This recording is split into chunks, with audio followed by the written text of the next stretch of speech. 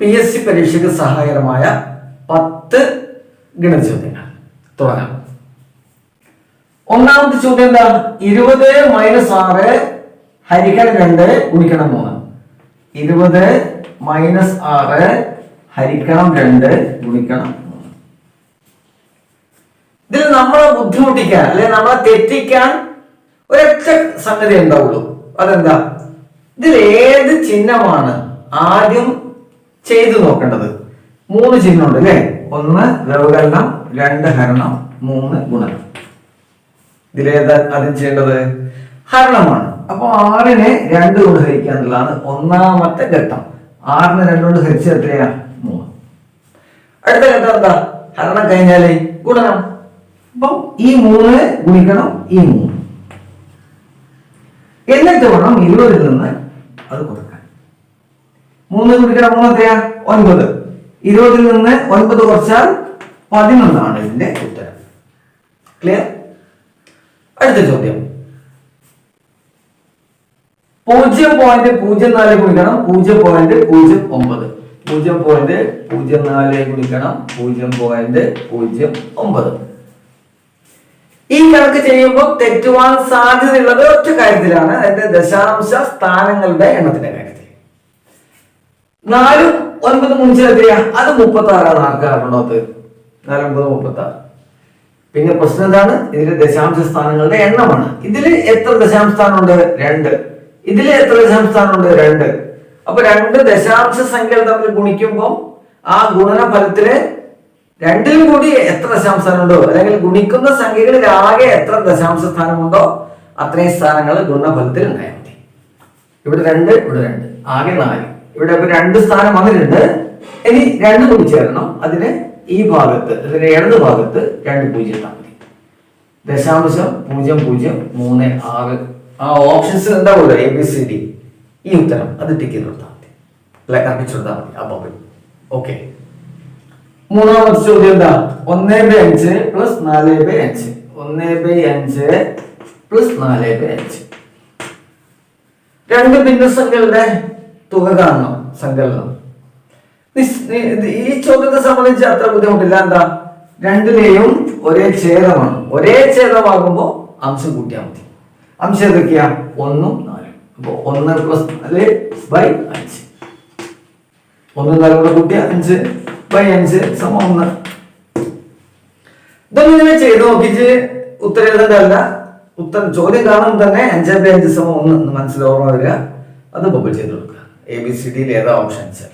Okay. അടുത്തത് 12, 15, 20 എന്നീ സംഖ്യകൾ കൊണ്ട് പൂർണ്ണമായി ഹരിക്കാവുന്ന സംഖ്യ ഏത്? 4 ഓപ്ഷൻ ഉണ്ട്. 60, 50, 40, 80. അതായത് ഈ 4 ഓപ്ഷൻസിലെ ഏതാണ് 12 കൊണ്ടും 15 കൊണ്ടും 20 കൊണ്ടും ഹരിക്കാവുന്നത്? 12, 15, 20. ഓപ്ഷൻസ് എന്തൊക്കെയാ?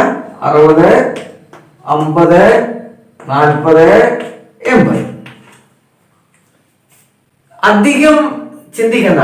എന്താ? നമ്മളെ ഓപ്ഷൻസ് എടുത്താൽ മതി. ഇതിലെ ഒന്നാമത്തെ ഓപ്ഷൻ എന്താണ്? 60. ആ 60നെ 12 കൊണ്ട് ഹരിക്കാൻ പറ്റുമോ? 5 12 60 പറ്റും. 15 കൊണ്ട് പറ്റുമോ? പറ്റും. 4 15 60. 20 കൊണ്ടോ? 20 3 60. അപ്പൊ 12 കൊണ്ടും 15 കൊണ്ടും 20 കൊണ്ടും നിശേഷം ഹരിക്കാൻ പറ്റുന്ന സംഖ്യയാണ് എന്ത്? 60. അത് തന്നെയാണ് അതിന്റെ ഉത്തരം. അടുത്ത ചോദ്യത്തിലേക്ക് പോകാം. 5ാമത്തെ ചോദ്യം കുറച്ച് നീളമുള്ള ചോദ്യം. ഒരു വ്യാപാരിയുടെ തുടർച്ചയായ 5 മാസത്തെ വരുമാനം 2000 രൂപ, 2225 രൂപ, 2300 രൂപ, 2100 രൂപ, 2200 രൂപ ആണ്. 6 മാസത്തെ ശരാശരി വരുമാനം 2250 രൂപ. 6ാം മാസത്തെ വരുമാനം എത്ര? ചോദ്യം ശ്രദ്ധിച്ചല്ലോ. ഒരു വ്യാപാരിയാണ്, അയാളുടെ തുടർച്ചയായ 5 മാസത്തെ വരുമാനം തന്നിട്ടുണ്ട്. അത് എത്രയാ? 2000. പിന്നെ 2225, 2300, 2100, പിന്നെ 2200. ഇതാണ് 5 മാസത്തെ വരുമാനം. ഇവിടെ ചോദ്യം എന്താ? 6ാം മാസത്തെ വരുമാനം എത്ര? ഇവിടെ 5 മാസത്തെ തന്നിട്ടുള്ളൂ, 6-ാം മാസത്തെ വരുമാനമാണ് കണ്ടുപിടിക്കേണ്ടത്. പക്ഷെ ഇവിടെ ഒരു കാര്യം തന്നിട്ടുണ്ട്, എന്താ? 6 മാസത്തെ ശരാശരി വരുമാനം തന്നിട്ടുണ്ട്. 6 മാസത്തെ ശരാശരി വരുമാനം.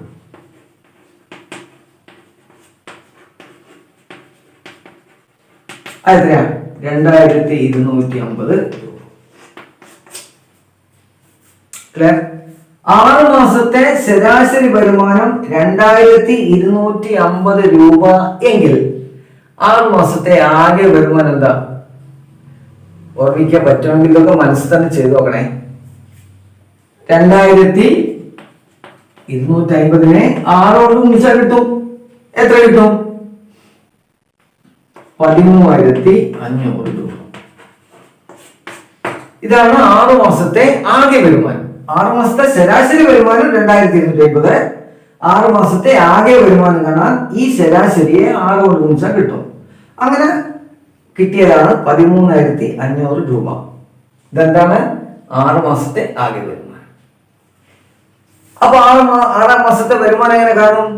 6 മാസത്തെ ആകെ വരുമാനത്തിൽ നിന്ന് 5 മാസത്തെ ആകെ വരുമാനം കുറച്ചാൽ മതി. 5 മാസത്തെ ആകെ വരുമാനം എത്രയാ? അതിത് കൂട്ടി നോക്കുക.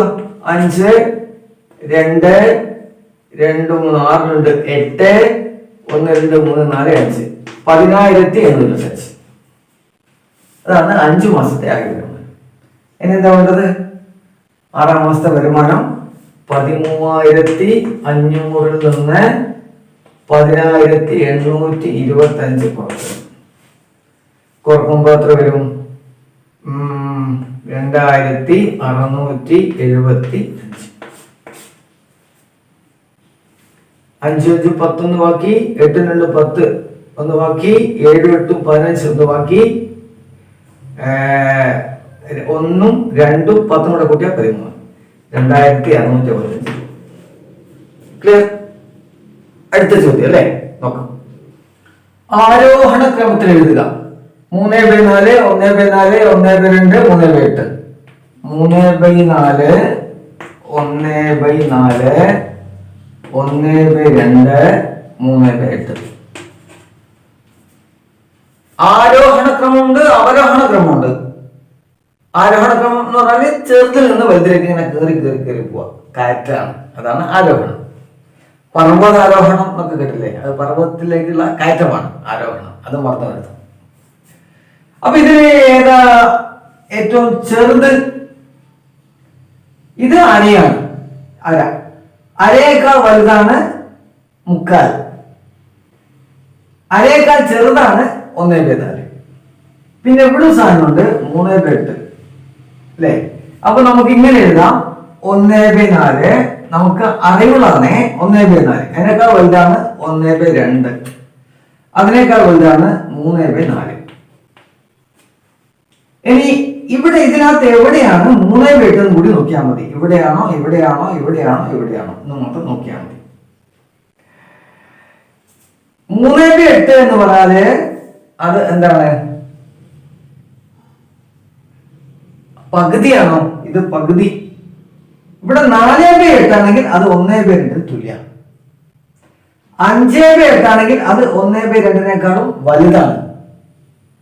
എന്നാൽ ഇത് 3/8 ആണ് എന്ന് പറഞ്ഞാൽ 1/2 ചെറുതാണ്. 1/2 ചെറുതാണെന്ന് മനസ്സിലായി. ഇനി നമുക്ക് 1/4 ചെറുതാണെന്നും കൂടി അറിയാൻ മതി. ഇവിടെ 8 വരുമ്പോ ഇവിടെ 8 ആണെന്ന് വിചാരിക്കാം. അപ്പൊ ഇവിടെ എത്ര വരും? 2/8 ആണ് അല്ലെ? അപ്പൊ ഇത് 2/8 മനസ്സിലായല്ലോ. ഈ 4-ന് പകരം നമ്മൾ 8 എന്ന് കൊടുക്കുന്നു, ഈ ഛേദം. അപ്പൊ അംശം എന്താവും? 2/8 ആവും. ഇത് 2/8 ആണ്. 1/4 എന്ന് പറഞ്ഞാൽ 2/8 ആണ്. അതിന് യാതൊരു വ്യത്യാസമില്ല. അതിന്റെ വില നമുക്ക് അങ്ങനെ എടുക്കാം. ഇത് 2/8, ഇത് 3/8. ഏതാ വലുത്? 3/8 ആണ്. അതായത് 1/4 വലുതാണ് 3/8, 1/2 ചെറുതാണ്. അപ്പൊ ഇതിന്റെ സ്ഥാനം എവിടെ വരും? 1/4 1/2 ഇടയിലെ 3/8. അപ്പൊ ഇതിനെ ഇങ്ങനെ കയറി വരുമ്പോൾ ഏറ്റവും ചെറുത് 1/4, തൊട്ട് വലുത് 3/8, അതിനുശേഷം 1/2, അതിനുശേഷം 3/4. ഇതാണ് ഇതിനെ ഇങ്ങനെയാണ് ആരോഹണ ക്രമത്തിൽ എടുക്കുക. ഓക്കെ, അടുത്തത് പൂർണ്ണവർഗമല്ലാത്തത് ഏത്? 1, 10,000, 100, 10. 1, 10,000, 100, 10. ഒരു കൺഫ്യൂഷൻ ഉണ്ടാക്കാൻ വേണ്ടിയുള്ള ചോദ്യം മാത്രമേ അത്. 1 ഒരു പൂർണ്ണവർഗമാണ്, 1 ഗുണിക്കണം 1. 10,000 പൂർണ്ണവർഗമാണ്, 100 ഗുണിക്കണം 100, അതാണ് 10,000. 100 പൂർണ്ണവർഗമാണ്, 10 ഗുണിക്കണം 10. എന്നാൽ 10 അതൊരു പൂർണ്ണവർഗമല്ല. അപ്പൊ ഇതാണ് ആ ചോദ്യത്തിന്റെ ഉത്തരം. പൂർണ്ണവർഗമല്ലാത്തത് എന്ന ചോദ്യത്തിന്റെ ഉത്തരം 10 ആണ്, ഈ 4.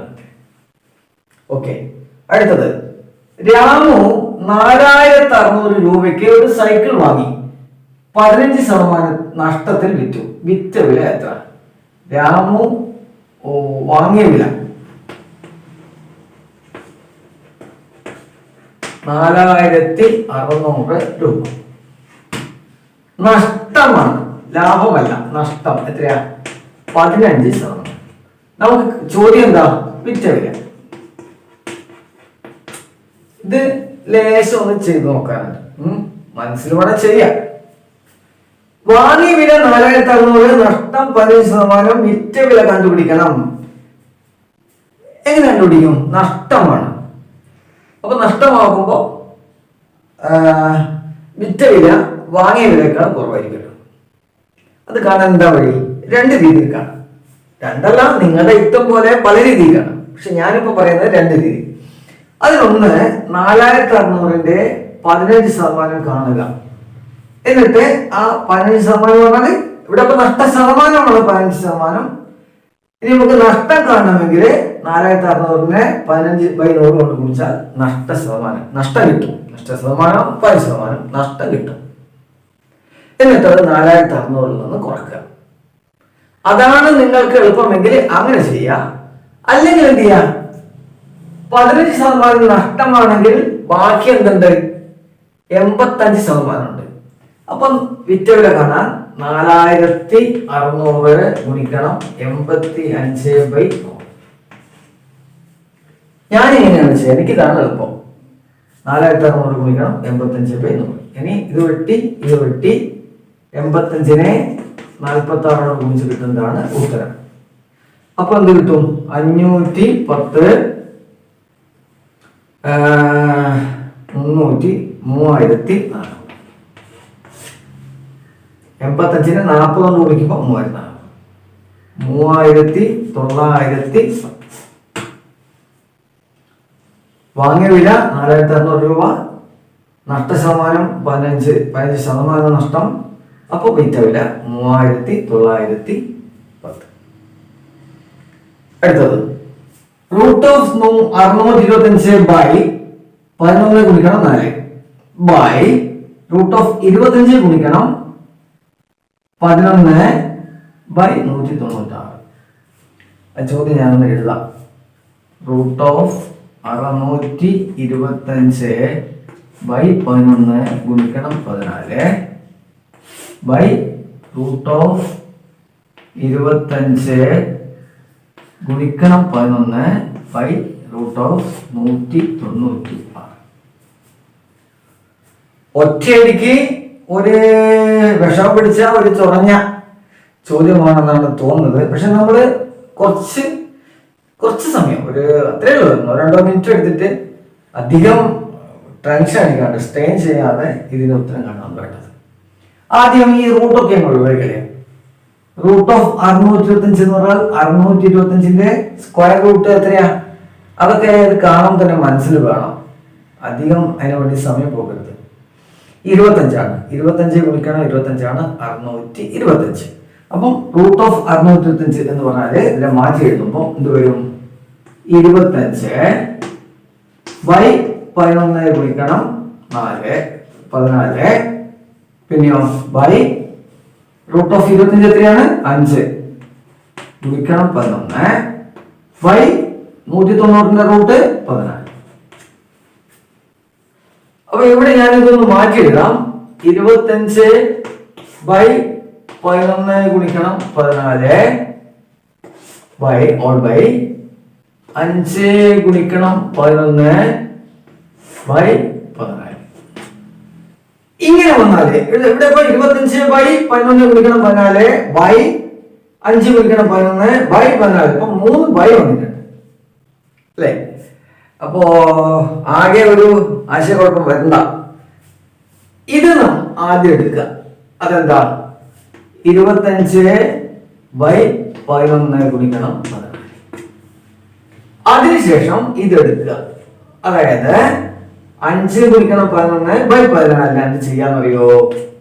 തല തിരിച്ചിട്ട് ഇതിന്റെ കൂടെ ഗുണിക്കുക. തല തിരിക്കുമ്പോൾ 14 എന്ന് മുകളിലേക്ക് പോകും. താഴെ വരും 5 ഗുണിക്കണം 11. ഇനി നമുക്ക് വെട്ടി ചേർത്തേക്കാം. താഴെയുള്ള 14 മുകളിൽ 14. പിന്നെ താഴത്തെ 25 5 വന്നു, ഇത് വെട്ടി. ഇനി താഴെ ഉള്ളത് 11 ഗുണിക്കണം 11, അതായത് 5/121. ഈ ചോദ്യത്തിന്റെ ഉത്തരം ഇതാണ്. അടുത്ത ചോദ്യം. സമീർ 24 സെക്കൻഡിൽ 200 മീറ്റർ ഓടി. സമീറിന്റെ വേഗത 10 km/മണിക്കൂർ, 20 km/മണിക്കൂർ, 25 km/മണിക്കൂർ, 30 km/മണിക്കൂർ. ഇവിടെ ഇപ്പം സമീറിന്റെ വേഗത തന്നിരിക്കുന്നത് അത് എത്രയാ? തന്നിട്ടില്ല. എത്രയാ? 200 മീറ്റർ 24 സെക്കൻഡ്സിലാണ്. ഇതിനെന്താക്കി മാറ്റണം? ആ ഓപ്ഷൻ കണ്ടില്ലേ? km/മണിക്കൂർ ആക്കി മാറ്റണം. ഇതിനെ km/മണിക്കൂർ ആക്കാൻ എന്താ വഴി? മീറ്റർ പെർ സെക്കൻഡിനെ 18/5 കൊണ്ട് ഗുണിക്കുക.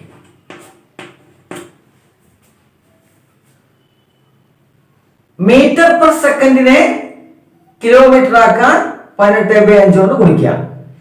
km/മണിക്കൂറിനെ മീറ്റർ പെർ സെക്കൻഡ് ആക്കാൻ 5/18 കൊണ്ട് ഗുണിക്കുക. തിരിച്ചും മറിച്ചും.